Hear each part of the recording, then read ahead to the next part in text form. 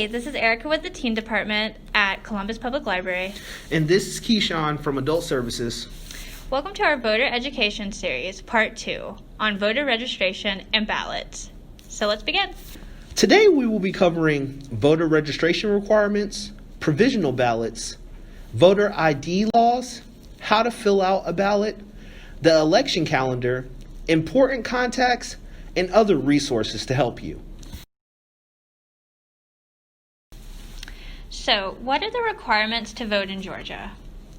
The first requirement is that you must be a citizen of the United States. You must also be a legal resident of the county you're voting in and be at least 17 and a half years of age to register, but 18 years of age to vote. You can't currently be serving a sentence for conviction of a felony involving moral turpitude, and you can't have been found mentally incompetent by a judge. Absentee ballots.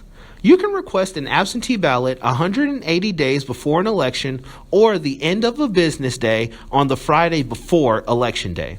To vote by mail, you just need to send in a written request to your county's registrar office with the following information: your name, current address, your signature, and the election in which you are requesting an absentee ballot. You also have the option of printing an application at this link, then returning it to your county's registrar office. Provisional ballots. A provisional ballot allows you to cast a ballot in person if all the requirements for casting a ballot cannot be met at that time. There are three main reasons to request this type of ballot. 1. If you are unable to show one of the required forms of photo ID when you vote in person. 2. If you registered to vote in Georgia by mail and did not provide any identification at that time or couldn't show proper identification the first time you voted in person. 3. Your name is not appearing on the list of registered voters in that precinct. So, what happens after you cast your provisional ballot? There are two things that can happen depending on why you cast it in the first place. A. If it was an identification issue that made you request the ballot, you have 3 days from the closing of the polls to present the required identification to your county registrar office. B.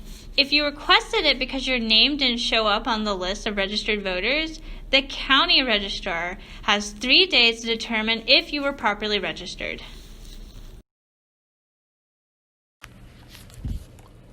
Voter ID. Georgia law requires Georgia residents to show photo ID when voting in person. You are not required to provide identification when you vote absentee by mail. One of the 6 forms for identification is acceptable: a valid state or government issued photo ID, a Georgia's driver's license, even if it is expired, a valid employee photo ID from any branch, department, or entity of the United States of America, a valid U.S. passport, a valid U.S. military photo ID, or a valid tribal photo ID.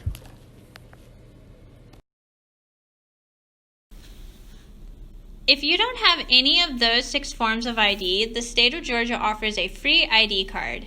It's free of charge, and it can be issued at any county registrar's office or Department of Driver Services office.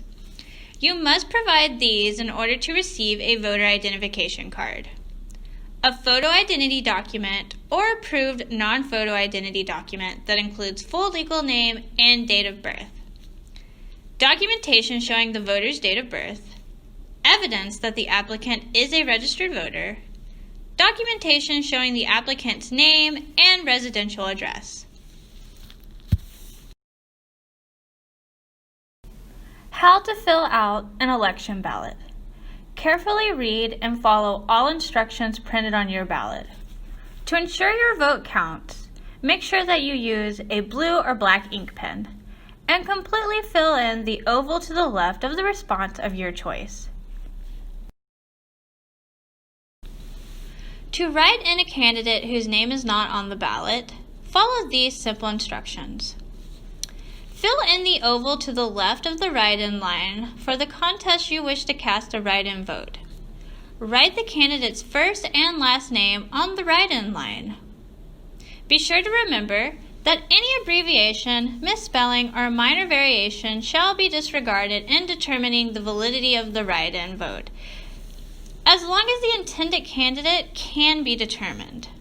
Writing the last name only will be considered invalid unless the individual is registered with a single name. Failure to fill in the oval for the write-in will not invalidate the vote for the candidate. If you vote for more candidates than allowed, or you vote both yes and no on a measure, it is called an overvote. Your vote will not count for that candidate or measure.